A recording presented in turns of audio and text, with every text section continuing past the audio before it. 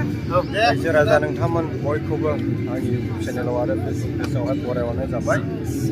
नोंथांमोना मिथिखाबाय जानो हागौ जों दा बहा जिरायनानै दङ आइफवालि पिकनिक स्पटआवहाय 2025 डिसेम्बर दिनैहाय लास्ट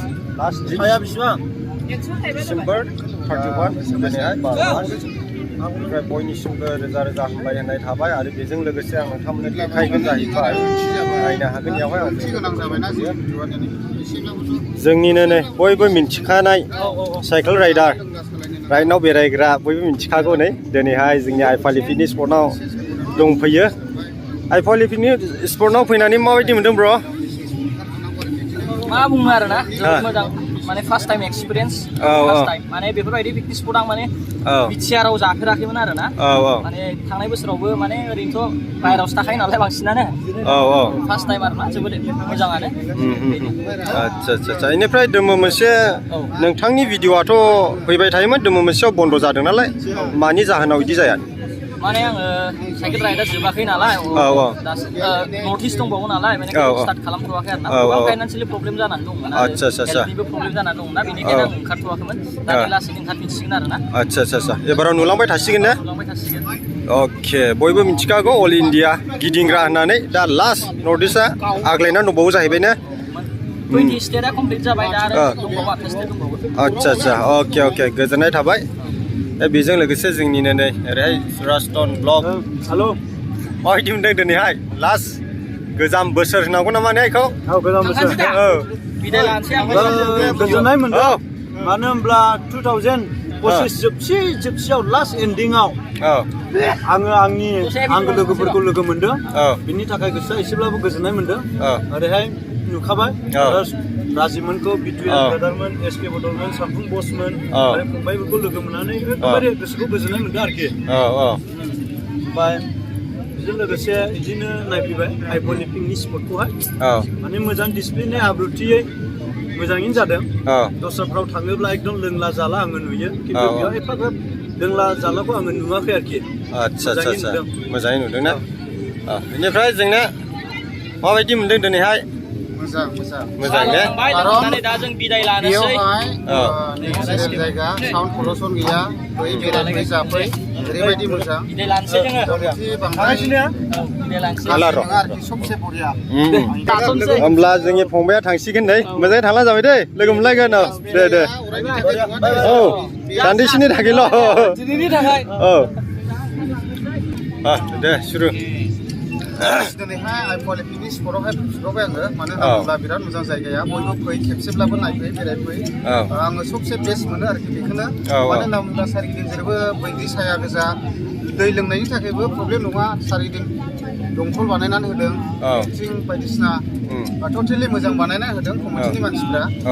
ओमफ्राय बेजों लोगोसे साउन्ड पलुसन गैया माने नेचारेल जायगा आरोखि ना मोजां फै बेरायफै बेजों लोगोसे मोनसे मेसेज होगोन आं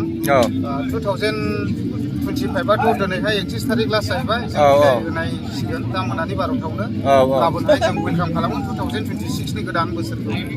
दा लाइमोन जेसेबांनाखि सेंग्रा सिख्लाफोर आं बेखौनो खावलायगोन अननानैहाय लोंनानै जानानै बारा गारिफोरखौ ड्राइभ दाखालाम दासालाय माने गावखौ आन्दाज थानो हानाय लोंनायफोरखौ जों बादा होनो एक्जेक्टलि जों थाङा लोंग्राया लोंखायो बारा लोंनो नाङा आरोखि लोंनो हानायखौ गारि स्पिड खारनायनिफ्राय जिउआ बेसेन गोसासिन नों गारि स्पिड सालायनानै ब्रुं ना मानसि नाहरनायनिफ्राय जुदि नोङो ब्रुं होननानै हाखर हाजराव थांबाय बे जिउआबो जोब्बाय बे जिउआ बेसेन गोसायाव गोलैले आरो ओंखायनो नों जिउ थासान्दियावनो नोङो साबधान गारि ब्रुं गामा मानसिफोर नायनायनिख्रुइ गाव सेफटि थानायानो बेसेन गोसासिन। लोगोसे आं मेसेज खालामबावगोन अननानै गार्जेनफ्रा एसे खेल खालाम फिसाफोरनो बिनाय मानि हगारलाबायनाङा आरोना बिदियाव थांगोन होननानै ओरैनोब्लाबो फिसाफ्रा बिमा बिफानावहाय एसे थाबसायखायो एसे खेल खालामनाया मोजां गार्जेनफ्रा आरोना गथ'फोरनो जेखौनो बिदों बेखौनो माने गथ'फोरनि गोसोआ सन्थुष्ट जाथोंसै होननानै माब्लाबाबो साननानै दाहर आरोखि बे आंनि रिकुवेस्ट खालामनाय। ओमफ्राय बेजों लोगोसे नोंथाङा मोजां सालायदोंब्लाबो सोरबा सासे उननिफ्राय गुबुना सौग्राव फैदेरग्रा थायो आरोखि ना दाथ' आं मोजाङैनो सालायदों साननो हागौ खिन्थु दे अबेनिफ्राय फैनानै नोंखौहाय मा खालामफैगोन माने बुंस्लाबनो हाया आरोखि ना ओंखायनो एसे सेफटि होननाय बुस्थुखौहाय नोंथाङा गावबा गाव माबाफ्राव लाखियोब्ला मोजां बेजों लोगोसे लोंग्राफ्रा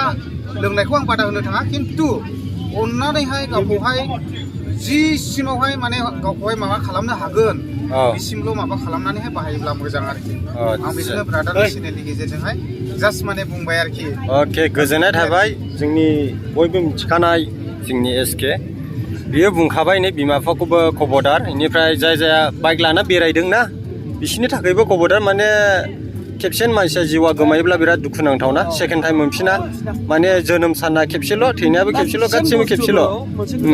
गासिबो बुस्थुखौ ट्राइ नायनो हायो औ थैनायखौ रावबो मानसिया दिनैसिम ट्राइ नायनो हाया आरोना नंगौ जास्ट आरोबो डाइरेक्ट फरायसालिग्राखौ नुबायमोन दानो निउ इयारफ्राव रंजानांगौ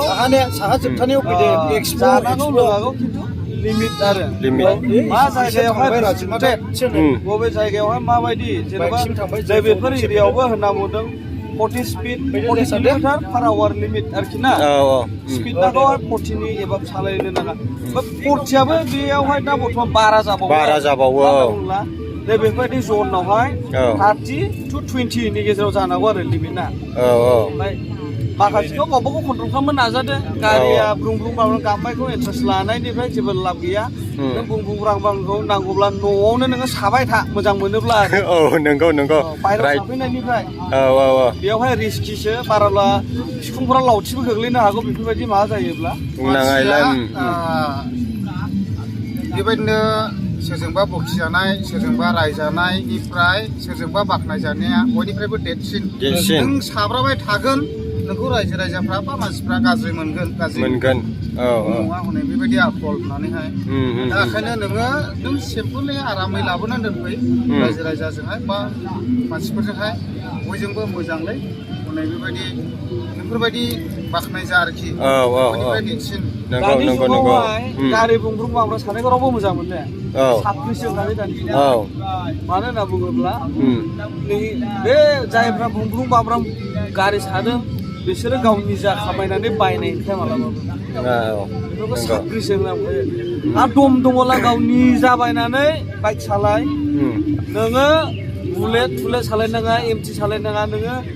निजा खामायनायजों नों हिर' हन्डा स्प्लेन्डारल' सालाय नोङो बेसो गुन गोनां ने बे मपेड ना मा होनो ने मपेड सालायबावनो होगोन बै यामा माबा सालाय नोङो एमटि 15 सालाय मा सालाय निजा खामायना बायना दम देखायना सालायसाय नोङो बुजिगोन थाइसे थाखाया माबायदि इनकामाव फैनो बेसेबां खस्थ' जाय इनकाम खालामो बेसो बुजियो नंगौ ओंखायनो बुंब्रुं माब्रा सागोन 10 थाखा 20 थाखा उरायगोन बे लाब गैया जाखायो साब्रैसो होनना बुङो साब्रै ने इदिखौ साब्रै आरो साब्रै मानसिफोरखौ बुंब्रुं माब्रा जायोब्ला रावबो लावथिनि अनगायै जेबो माबा खालामा सोरखौबा हुयोब्ला बेखौ बोखांनाय नङा बुबावगोनसो बेनो ओंखायनो साबधान बेबायदि दाजारावबो अननानै गावखौ गाव एसे मेनटेनाव लाखि राव फरायनाय मानाय स्टुडेन्टफ्रा एसे लोंनाय जानायखौ खम खालाम गोबां गाज्रि नुयो बेनो आरोखि आंनि गोजोननाय थाबाय बेनिफ्राय नै जोंनि फंबाय दंफैयो माबायदि मोनदों दिनैहाय मोजां ने बेनिफ्राय दाथ' बर'दिनाबो जोब्बाय दानियाथ' गोदान बोसोर फैनायसैलाय गाबोनो ने दिनैहाय डिसेम्बर 25 12 मास 31 डेट ने डिसेम्बरनि दिनैनो लास्ट मा होननो सानो बोसोरनि थाखाय जाबायदि सोलिबोनांगौ सोलिबोबाय 2025 फैनायजों दा गोदान निउ इयार फैनायजों गोदान साननाय हनायजों लानानै जों आवगायसिगोन मा जायो फिउचारावहाय मोजां मोनदों आरो बे पिकनिक स्पटआव फैनानै माने ग्रिनारि माने बैग्रि जानानैहाय नों पिकनिक जानो हागोन माखासे माने रुल्सफोर दङ बेफोरखौ फल' खालामनानै जाबाय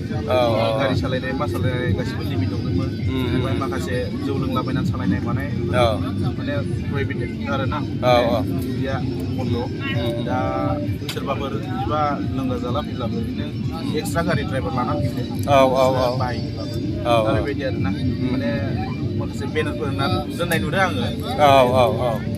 जौ लोंनानै सालायनो नाङा बेफोरबायदि स्पिड लिमिटखौ मेनटेन खालामनो थिननाय नुदों आरो माखासे ग्रिनारिफोरखौ मेनटेन खालामनो दोननाय नुदों आङो बे बैग्रिफोरखौहाय माने जाफैलाबो बांद्राय नस्थ' खालामा बेखिनिनो मोजां मोनदों अके ला गोजोननाय थाबाय फंबायनिसिम